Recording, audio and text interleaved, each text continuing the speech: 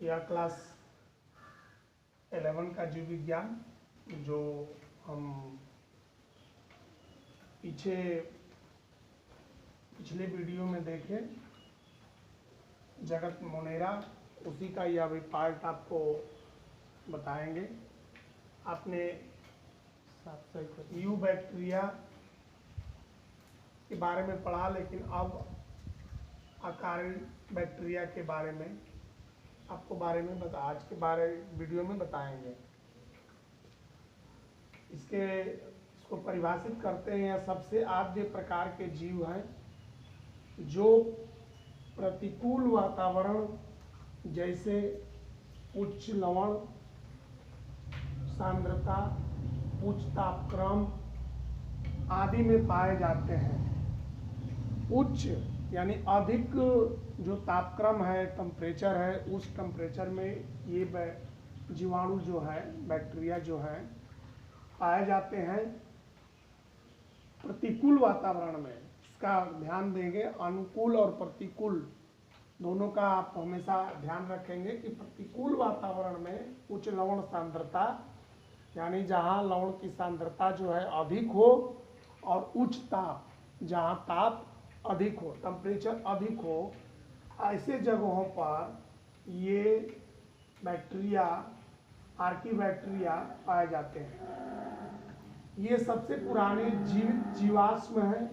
जीवित जीवाश्म के बारे में 10 में आप पढ़े होंगे कि जीवाश्म उसे कहते हैं जो मृत्यु के बाद जीवों के जो अवशेष बच जाते हैं वो जीवाश्म कहलाते हैं।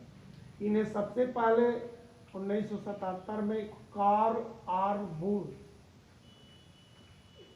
वैज्ञानिक का नाम है, कार्ल आर बुज ने देखे, मतलब इस जीवाणु को उन्होंने देखा। अब इसका देखने के बाद उन्होंने क्या इसमें पाया, इनकी कोशिका भित्ति अन्य जीवों की कोशिका भित्ति से संरचना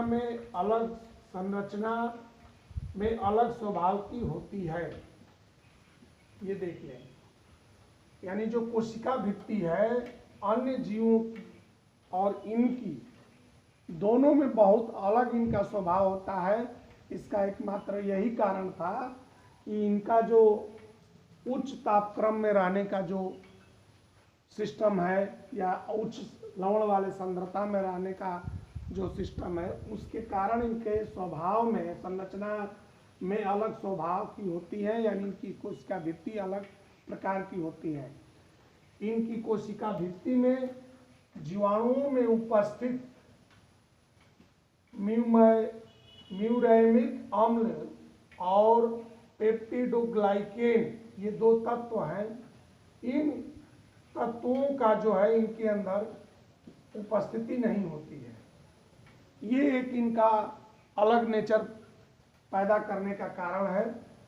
म्यूरेमिक अम्ल और पेप्टोग्लाइकेन नामक जो कोशिका भित्ति में जो तत्व होते हैं वो इनके अंदर नहीं पाए जाते हैं। इसमें प्रायः अलैंगिक जनन पाया जाता है। जनन के बारे में आपको बताएं, लैंगिक जनन, अलैंगिक जनन। तो इसमें अलैंगिक जनन के द्वारा ही इनका जो है विकास होता है, अपने जैसा जीव उत्पन्न करते हैं। ये 3 प्रकार के होते हैं। ये 3 प्रकार के होते हैं, यानी आर्की बैक्टीरिया 3 प्रकार के होते हैं। पहला हैलोफिल्स, दूसरा थर्मोएसिडोफिल्स और तीसरा मिथेनोजन। इसको देख लेंगे। हैलोफिल्स, थर्मोएसिडोफिल्स और मिथेनोजन, ये 3 प्रकार के होते हैं। आपको जब नोटबुक बनाना होगा तो पहला पॉइंट मैं यहाँ दिया हूँ। ये पहला पॉइंट जो दिया हूँ, इसको आप हैलोफिल्स लिखेंगे। हैलोफिल्स लिख करके और इसके आगे इसको परिभाषा के रूप में इसको परिभाषित करने के लिए इसको लिखेंगे कि ये जीवाणु ऐसे स्थानों पर पाए जाते हैं जहाँ क्षार की मात्रा अधिक होती है। ये देख लेंगे, क्षार की मात्रा अधिक होती है। ये जीवाणु ऐसे स्थानों पर पाए जाते हैं जहाँ क्षार की मात्रा अधिक होती है। ये जीवाणु सूर्य के प्रकाश से बैंगनी वर्णक का विकास झिल्ली में करते हैं। यहाँ देखेंगे, सूर्य के प्रकाश से बैंगनी वर्णक, वर्णक के बारे में आपको बताए हैं कि वर्णक रंग प्रदान करता है। तो जो ये बैंगनी, सूर्य के जो 7 रंग हैं, उस 7 रंग में एक रंग बैंगनी भी है। उस वर्णक का विकास ये अपनी झिल्ली में करते हैं। ये वर्णक जो होता है, जो बैंगनी वर्णक अपनी झिल्ली में उसको लेते हैं, तो वो एटीपी संश्लेषण में सहायक होते हैं। एटीपी यानी एडिनोसिन ट्राइफास्फेट, एडिनोसिन ट्राइफास्फेट, क्या ये संश्लेषण में सहायक हो जाते हैं। ये अविकल्पी अनाक्सी प्रकार के जीवाणु हैं। जैसे आपको पिछले वीडियो में 4 प्रकार का मैं जीवाणु के बारे में बताया था, अविकल्पी अनाक्सी, विकल्पी अनाक्सी और अविकल्पी आक्सी और अविकल्पी अनाक्सी। ये 4 प्रकार के जीवाणु के बारे में आपको मैं बताया था।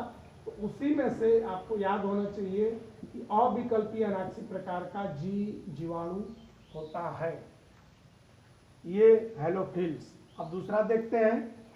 दूसरा को, इसको हम लिखेंगे थर्मोएसिडोफिल्स। यहाँ हेडिंग डालेंगे, तब इसके बाद लिखेंगे, इनमें उच्च ताप और उच्च अम्लीयता को सहन करने की क्षमता होती है। फिर यहाँ देखेंगे उच्च ताप उच्च अम्लीयता, यानी जो टेम्परेचर ज़्यादा होगा और जिसमें अम्ल ज़्यादा होगा, उस स्थान पर ये रह सकते हैं, यानी उनको सहन करने की इनके अंदर क्षमता होती है, उस स्थान पर ये रह सकते हैं। ये गर्म सल्फर युक्त और बर्फीले स्थान पर पाए जाते हैं। गर्म सल्फर युक्त, जो सल्फर गंधक जहाँ होता है वहाँ पर पाए जाते हैं। इनकी एक और विशेषता देख लें कि ये गर्म सल्फर युक्त और बर्फीले यानी बर्फ, गर्म और बर्फ दोनों जगहों पर ये जो जीवाणु हैं वो पाए जाते हैं। अब ये करता क्या है कि इसमें उच्च ताप पर सल्फर को, इस जीवाणु के अंदर उच्च ताप पर सल्फर को सल्फ्यूरिक अम्ल में ऑक्सीकृत करने की क्षमता होती है। यानी सल्फर को यह ऑक्सीकृत कर देता है इसमें, सल्फ्यूरिक अम्ल में। इसके अंदर वो क्वालिटी पाई जाती है इस जीवाणु के अंदर कि इस तरह का सल्फर को वो अपने आप बदल लेता है। और ये जो होते हैं ऑक्सी प्रकार के जीवाणु होते हैं, ऑक्सी प्रकार के जीवाणु होते हैं। तीसरा हम देखते हैं मीथेनोजन। क्या पॉइंट देंगे, मीथेनोजन। इनके बारे में बताया जा रहा है कि ये दलदली स्थान तथा गाय भैंस की आंतों में पाए जाते हैं। दलदली मतलब समझ रहे होंगे, जहाँ नमी ज़्यादा हो, दलदल हो, वैसे जगहों पर ये जीवाणु पाए जाते हैं। और गाय भैंस जो हमारे पालतू जानवर हैं, उनकी आंतों में ये रहते हैं। ये करते क्या है, ये गाय भैंस के इनके गोबर से मीथेन गैस उत्पन्न करते हैं। आपको पता भी है कि गोबर में मीथेन गैस होती है। ये अविकल्पी अनाक्सी जीवाणु है। जैसे पहला हमारा अविकल्पी अनाक्सी जीवाणु है, उसी तरह से ये हमारा मीथेनोजन भी अविकल्पी अनाक्सी जीवाणु है। तो ये हमारे आर्कीबैक्टीरिया के बारे में आपको ये बात समझ में आ गई होगी। अब इसका एक हम मुख्य चैप्टर और देखते हैं, नील हरित शैवाल। शैवाल के बारे में आपको मैं बताया भी था। अब ये देखेंगे, इसको परिभाषित करते हैं कि ये प्रकाश स्वपोषी प्रोकैरियोटिक होते हैं, यानी इनके अंदर स्वपोषी यानी अपने जैसा भोजन, अपने स्वयं भोजन बनाने के क्षमता होती है, और इनकी कोशिकाएं जो होती हैं क्या कैसी होती हैं, प्रोकैरियोटिक होती है, यूकैरियोटिक नहीं होती, प्रोकैरियोटिक होती है। इनकी लगभग 1500 जातियां, 1500 प्रजातियां जो है जल में यानी समुद्री जल में भी, और तालाबों में देखेंगे, जल में, वायु में, मिट्टी में, बर्फ में, मतलब कई जगहों पर, कई स्थानों पर ये पाए जाते हैं। आप देखे होंगे, घर में भी आप देख सकते हैं। इसकी जो 1500 प्रजातियां यानी 1500 जो विभिन्न प्रकार की प्रजातियां हैं, आप अपने अगल बगल के तालाबों में देख सकते हैं। जिसे मैंने कहा कि इसको काई कहते हैं, अपनी भाषा में, गांव की भाषा में काई कहते हैं। तो ये विभिन्न प्रकार के हैं। समुद्र में तो इनका बड़ा बड़ा जो है पहाड़ की तरह इनका शैवाल पाए जाते हैं। तो यह भी एक जीव की कैटेगरी में आते हैं, और उसी मोनेरा जगत में इनको रखा गया है जो जिसमें जीवाणु के बारे में आप पढ़ रहे हैं। तो देखें यहाँ जल में भी है, पाए जाते हैं, वायु में भी पाए जाते हैं, मिट्टी में पाए जाते हैं, बर्फ में भी पाए जाते हैं, यानी ये भी बहुत स्थानों पर इनका जीवन यापन होता है। ये यूबैक्टीरिया में आते हैं, ये आर्कीबैक्टीरिया पढ़ रहे हैं, लेकिन ये जो पीछे आपने जीवाणु पढ़ा यूबैक्टीरिया, वो यूबैक्टीरिया के अंतर्गत ये आते हैं। ये एक कोशिकीय या तंतुमय होते हैं, या एक कोशिकी भी हो सकता है, तंतुमय भी हो सकता है। इनकी कोशिकाओं का रंग, ये ध्यान से इसको नोट कर लेंगे, इसका एक कारण मैं अभी बता रहा हूं। इनकी कोशिकाओं का रंग फाइकोसाइनिन नामक वर्णक के कारण नीला हरा होता है। ये तत्व को याद रखेंगे।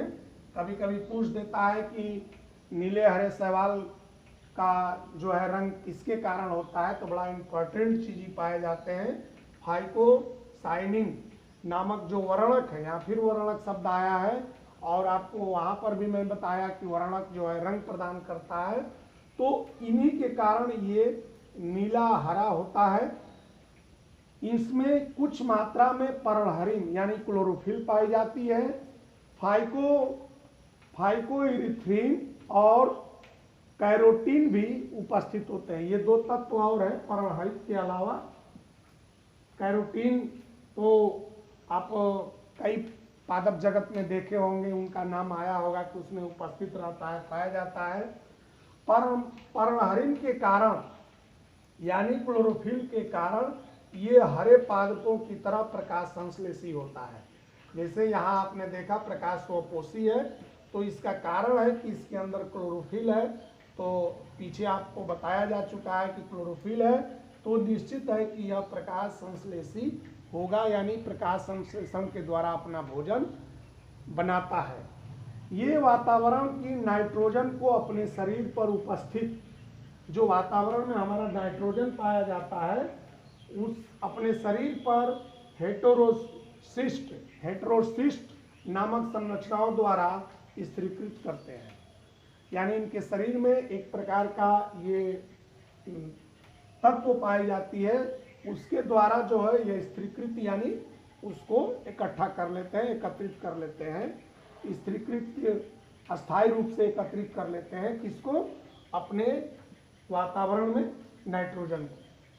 अब ये कह रहा है कि जल में इनकी मात्रा अधिक होने से, अब इसका आपको फायदा क्या है कि जल में इनकी मात्रा अधिक होने से प्रदूषण सूचक के रूप में सहायक होते हैं। यानी अगर जल में है तो निश्चित तौर से यह प्रकाश संश्लेषण से ऑक्सीजन उसमें डालता रहता है। कुछ नील हरी शैवाल विषैले पदार्थों का निर्माण करते हैं, और कुछ में प्रोटीन उपस्थित होते हैं। जैसे बहुत सारे ऐसे जो हैं, जैसे पादप में है, बहुत सारे पौधे हैं जो विषैले होते हैं, कुछ हल्के विषैले होते हैं, कुछ ज़्यादा विषैले होते हैं। तो आप गांव में देख सकते हैं, जैसे धतूर है, मंदार है, ये हल्के विषैले पादप होते हैं। उसी तरह से ये जो शैवाल है मतलब इनकी 1500 प्रजातियां, इसमें से कुछ ऐसी प्रजातियां हैं जो विषैले पदार्थ का निर्माण कर देती है, विषैले पदार्थ का निर्माण करती है। कुछ शैवालों में जो है प्रोटीन पाए जाते हैं, प्रोटीन की उपस्थिति होती है, इसी के कारण इसको भोजन में उपयोग किया जाता है, भोजन में इसका उपयोग किया जाता है। और जैसे जो जल में इस तरह के प्रोटीन युक्त शैवाल पाए जाते हैं तो उनको मछलियां जो है भोजन करती हैं, उनको मेढक भी भोजन करता है, घोंघा आप देखे होंगे, घोंघा जो होता है वह भी एक जीव होता है, वह भी इसका भोजन करता है और उसी भोजन के माध्यम से अब इस तरह से अगर देखा जाएगा तो इनके ऊपर अपना ये जीवन यापन कर लेते हैं। ये तीव्र गति से अलैंगिक जनन करके, यानी बहुत तेज गति से, आप देख भी सकते हैं अपने प्रैक्टिकली आप देख सकते हैं किसी तालाब में अगर आप देखेंगे शैवाल को तो इतना तीव्र गति से वो बढ़ता है, अगर जल उसमें है, या आप जमीन पर भी देख सकते हैं जो हरे हरे जो काई लग जाती है गांव देहात में जिस भाषा को कहते हैं वही शैवाल होता है। इतना तीव्र गति से फैलता है कि कुछ घंटों में ही वो अपना पूरा विस्तार कर लेता है, खेतों में फैल जाता है। आज वर्तमान समय में आप देख सकते हैं, जैसे आप गांव में रहने वाले हैं तो धान के खेतों में देखेंगे जैसे ही पानी कुछ दिन लग जाती है तो उसमें शैवाल उपस्थित हो जाता है और बहुत तेज गति से बढ़ जाता है। आज कुछ देखेंगे कुछ घंटे के बाद, यानी 24 घंटा नहीं बीतेगा, अगर आप पुनः खेत में जाएंगे तो उस पानी में देखेंगे कि बड़ी तेज गति से विस्तार हो गया है। तो इससे सिद्ध होता है कि अगर वो वृद्धि करता है तो वो जीव है। इस बात को आप बारीकी से समझ लेंगे कि वो जो आप देखते हैं, आज तक हो सकता है आप इस बात को न समझ पाए हो, लेकिन आपको यह निश्चित तौर से जानना चाहिए। विज्ञान के बारे में अगर जानना है तो प्रत्येक क्षण जागरूक रहना चाहिए, कौन सी घटना कैसे होती है, उसका रीजन क्या है, उसका बिना कारण का विज्ञान कुछ भी नहीं मान सकता है। तो आपको जनरल एग्जाम्पल में बता दिया कि ये तीव्र गति से, अब उस गति को आप देख सकते हैं, अपने खेतों में देख सकते हैं, अपने अगल बगल कहीं जल जहाँ इकट्ठा है वहाँ देख सकते हैं, खास तौर से बरसात के दिनों में। तो ये अलैंगिक जनन करके कुछ ही घंटों में अपना विस्तार कर लेते हैं, कुछ ही घंटों में विस्तार कर लेते हैं। कुछ शैवाल जो इस प्रकार के होते हैं कि जो दूसरे जीवों के साथ सहजीवी के रूप में पाए जाते हैं। सहजीवी मतलब होता है जो एक दूसरे का मदद करे। अभी आपको मैं पिछले वीडियो में भी इसको थोड़ा सा बताया था, 10 में भी आप पढ़े होंगे। सहजीवी का यानी वो जीव का सपोर्ट करता है और जीव उसका सपोर्ट करता है, एक दूसरे का जो सहयोग करता है वो सहजीवी कहलाता है। तो कुछ ऐसे भी शैवाल हैं जो सहजीवी होते हैं, सहजीवी होते हैं। ये शैवाल का जो नीले हरित शैवाल की परिभाषा है। तो अब इसके बाद हम अगला पॉइंट देखते हैं। एक आपका इसमें मुख्य पॉइंट और रह गया है, माइकोप्लाज्मा। ये माइकोप्लाज्मा जो होता है ये सबसे सरल तथा सबसे सूक्ष्म प्रोकैरियोटिक जीव है। आपको कोशिका का हमेशा ध्यान रखना होगा, यूकैरियोटिक और प्रोकैरियोटिक का। ये सबसे सरल यानी सरल आसान और सबसे सूक्ष्म प्रोकैरियोटिक जीव है। ये कोशिका भित्ति रहित होता है, यानी इसके अंदर कोशिका भित्ति नहीं पाई जाती है। इसकी खोज सन 1898 में नोकार्ड, ये फ्रांस के वैज्ञानिक थे, और रॉक्स, ये दोनों फ्रांस के वैज्ञानिक थे, इन्होंने किया। इनमें प्लूरोनिमोनिया, इसको ध्यान रखेंगे, इसलिए मैं बता रहा हूँ कि ये माइकोप्लाज्मा जो होता है बहुत सारे जीवों में रोग भी उत्पन्न करता है। इसलिए जैसे यहाँ देख रहे हैं निमोनिया, ये श्वसन तंत्र से प्रभावित रोग है, तो फ्लूरोनिमोनिया सदृश जीव कहा जाता है।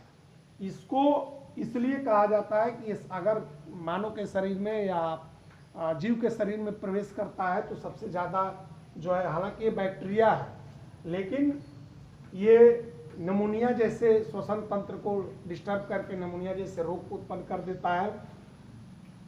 ये परजीवी और मृतजीवी दोनों पाया जाता है। परजीवी के बारे में आपको विधिवत बता चुका हूँ, मृतजीवी के बारे में, परजीवी जो दूसरे पर आश्रित हो, मृतजीवी जो मृत सड़े गड़े पदार्थों पर अपना जीवन यापन करता हो, उससे पोषण करता हो, उसको मृतजीवी कहते हैं। ये दोनों प्रकार के जीवाणु पाए जाते हैं। इनमें डीएनए, यहाँ देखेंगे डीएनए और आरएनए, ये दोनों पाए जाते हैं, डीएनए और आरएनए दोनों पाए जाते हैं। इनमें राइबोसोम भी पाए जाते हैं। राइबोसोम कई प्रकार के होते हैं, आगे आपको बताना पड़ेगा, आपको चैप्टर में मिलेगा। इसमें राइबोसोम भी पाए जाते हैं। ये एक कोशिकीय, गोलाकार या अंडाकार, मतलब दोनों तरह के हो सकते हैं तो एक कोशिकीय, तो ये गोलाकार भी हो सकता है और अंडाकार भी हो सकता है। तो जिस प्रकार का ये अपना कोशिका का निर्माण करता है, ये इसमें प्रोकैरियोटिक कोशिका पाई जाती है, तो वो गोलाकार बन जाता है या तो अंडाकार बन जाता है। लेकिन इस बात को ध्यान रखेंगे कि ये प्रोकैरियोटिक कोशिका से इसमें पाई जाती है और यह सबसे सरल और सूक्ष्म जीव है। यह विभिन्न पशुओं में या जीव में बहुत सारे रोग उत्पन्न भी कर देता है। तो इस तरह से आपका जो है आज इस वीडियो के माध्यम से मोनेरा जगत समाप्त होता है और ये आपका पहला जगत खत्म हुआ। इसके बाद प्रोस्टिस्टा जगत पढ़ाएंगे और इसके बाद कवक पढ़ाएंगे। तो इसको आप पूरा नोटबुक बना लेंगे और अगर किसी भी प्रकार की आपको असुविधा होती है तो इस वीडियो के माध्यम से आप अपना प्रश्न पूछ सकते हैं। धन्यवाद।